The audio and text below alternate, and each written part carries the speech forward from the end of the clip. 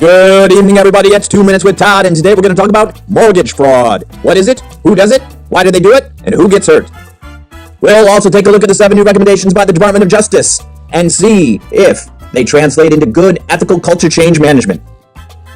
Mortgage fraud. What is it? Mortgage fraud is when a person or persons cons a borrower, a lender, an underwriter, or a future buyer out of the rightful value of a property. According to licensed mortgage broker and contributing editor to Investopedia Academy, Denise Finney, mortgage fraud falls into 2 categories: fraud for housing and fraud for profit.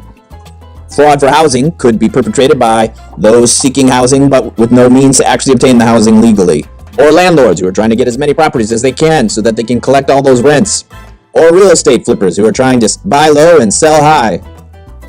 Fraud for profit, on the other hand, has to do with the loan transaction change and any professional involved in it. Mortgage sellers, loan inspectors, all those peeps. Who gets hurt? As we said before, underwriters, lenders, borrowers, future buyers, anybody who's getting ripped off by the con.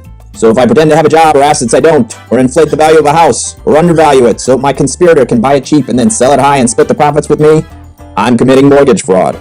In his video lecture, Creating an Ethical Workplace Culture, Michael Josephson lays out a model for ethical culture change, the TEAM model. Let's take a look at it against the Department of Justice 7 recommendations. If you look at the first recommendations by the DOJ, they all pertain to teach and advocate. The first one has to do with making sure all the websites are updated so that everybody has the right information, everybody is aware what is expected. The second one is similar. It has to do with validating the Operation Stolen Dreams reporting to make sure that it's accurate. Third one is similar. It's about coming up with a process for reviewing any data collected on reporting fraud so that, again, the public is taught and aware of the facts.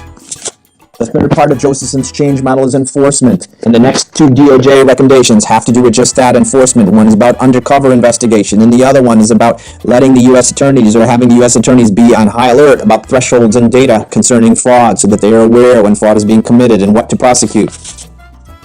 The fourth part of Josephson's change model for ethical culture is model. And the last 2 items, the last 2 recommendations, both show the DOJ modeling good behavior, both through agency performance data and also prosecution performance data. These are the performance metrics so that they can truly show that they are doing what they say others should be doing in terms of ethics.